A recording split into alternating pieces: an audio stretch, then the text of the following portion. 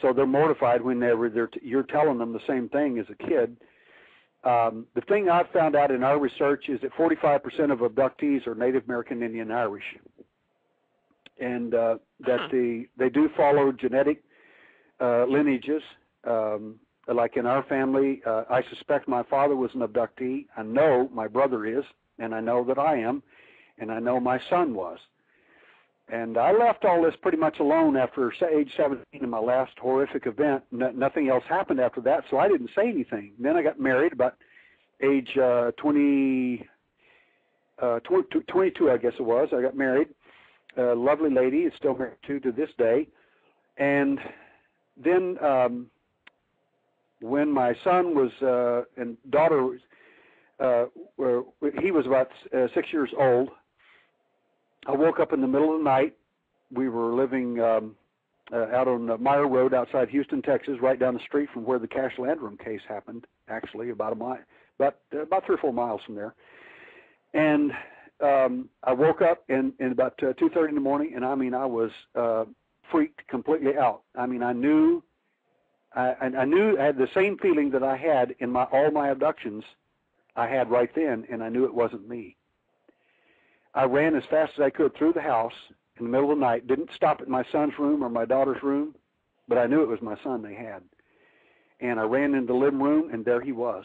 They had just brought him back. He was in trance, deep trance, looking out the back window. And I watched him for quite a while, and I said, "David, what are you looking at?" And he said, "The little red light." Of course, that's the screen memory or the imagery they give you to make you think that nothing really happened or that it was nonsensical. So therefore it wasn't real.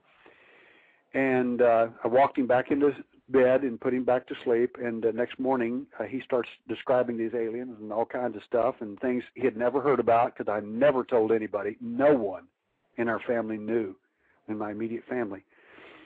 And my wife listens to it, and then she looks at me and says, "What's going on?" And I had to belly up to the bar. Okay, and I she told didn't her, know? Nobody knew. No, Oops. I had never told anybody about my experience. My wife didn't know. So I told her what happened, and that now I said I was perfectly willing to let that sleeping dogs lie, so to speak, and then they came back and got my son. Now the problem with that is how I got the name Alien Hunter. I was doing an interview in Atlanta with a lady, and she was doing a magazine article on me, and she says, "Wait a minute. Oh, my God. You're not studying UFOs and aliens and flying saucers. Oh, my God.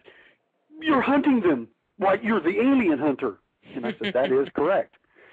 And she says, "So how does all this happen?" I said, "Well, it happens pretty easily." I said, "When they did what they did to me, that was something I could live with. Okay, no problem. You know, it's over, and we'll just forget it, and we won't discuss it anymore."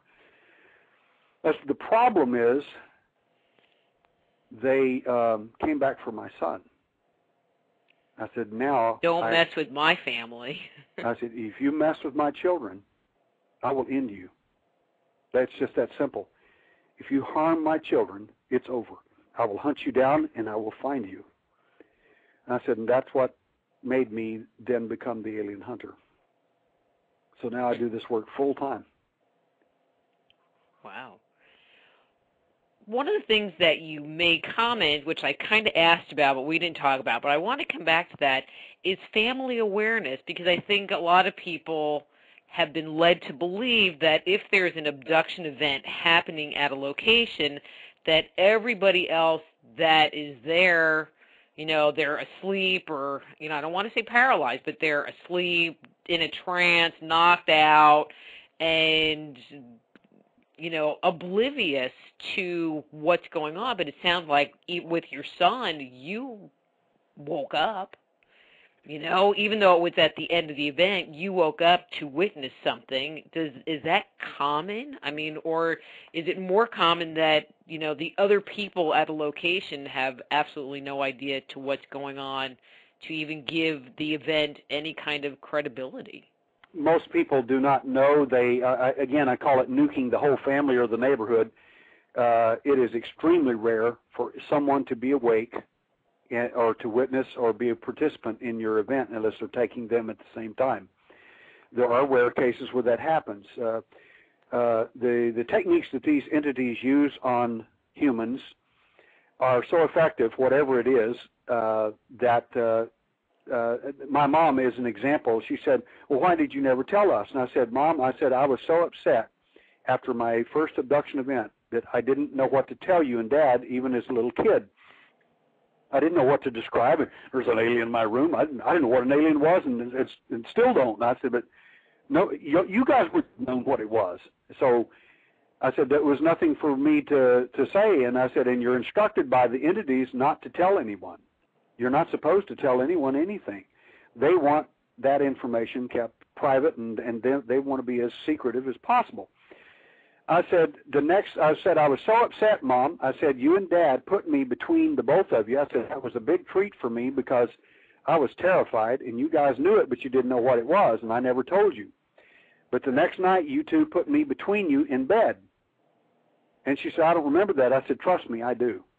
I said, that's the first time I ever felt safe after that event, was when you two put me between you in bed that night.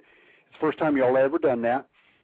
And I said, what's interesting is I said, Mom, you sleep like this. And then I showed her how she slept, and I said, Daddy sleeps on his right side. And she says, how do you know that? And I said, Mom, I was there.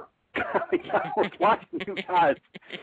I said, because instantly I was laying in between you on my back, and I said, I opened my eyes real quick, like something was wrong, and there was the same entity and another one that looked just like him standing there at the end of the bed. And I took my little elbow and hit Daddy as hard as I could in the back to try to wake him up, and I hurt my little elbow hitting his spine so hard with it. And I couldn't wake him up, and you wouldn't wake up. And I said, then they took me again. Well, they just must leave a little kid like that feeling abandoned or, like helpless. Yeah, one of the things that abductees feel, many of them, and they don't know why, but usually when you counsel them afterward, you tell them, why you have these feelings for your mom or dad, why you have an intense dislike for your mother or your dad, or sometimes both. And people ask, well, why do I have that? That's because you feel abandoned. Your mom and dad didn't protect you. And as a result, these entities play all kinds of bizarre games with you too. One of the things, if I go to a UFO meeting, and I speak at a lot of them, and a number of them around the world, from Japan to Turkey, basically, and they have abductions there just like we do anywhere else. I mean, there's no difference. But the amazing thing is that I asked people questions when in a room. I asked, how many have ever seen a UFO, and a bunch of hands will go up. And how many of you ever seen a UFO up close and personal? One, boy, I mean, less hands go up slowly. And how many of you brought something back with you? Cuts, burns, scars, various different things, and so on. And a few less hands will go up. And then I said, how many of you actually feel 100% that your parents are not your parents? That they are. And a lot of the same hands that went up in the beginning will go up again. All right, that's kind of creepy. And I said, that's programming. I said, they try to convince you that they are, in fact, your family. They want to break the family apart. They're very important. Very important thing for them is to destroy the family, to get you away from it, and to get you to buy into what it is that they do. It's very important for them. Derrel, we're coming up on our first break, and before the music actually hits, how's about when we come back, why don't we talk about the aliens themselves? I mean, one of the things that you mentioned early on was about the round eyes as opposed to the almond-shaped eyes. And I've never, you hear about, like, the Greys and the reptilians, and I'd like to hear your take on that whole topic. Sure. So I'm Dr. Rita Louise. This is Just Energy Radio. We're talking to Derrel Sims about one of his books, Alien Hunter, The Evidence in Light. His webpage is alienhunter.org, and we will be back after these words from our sponsors. Just Energy Radio with your host, Dr. Rita Louise, will return right after these messages.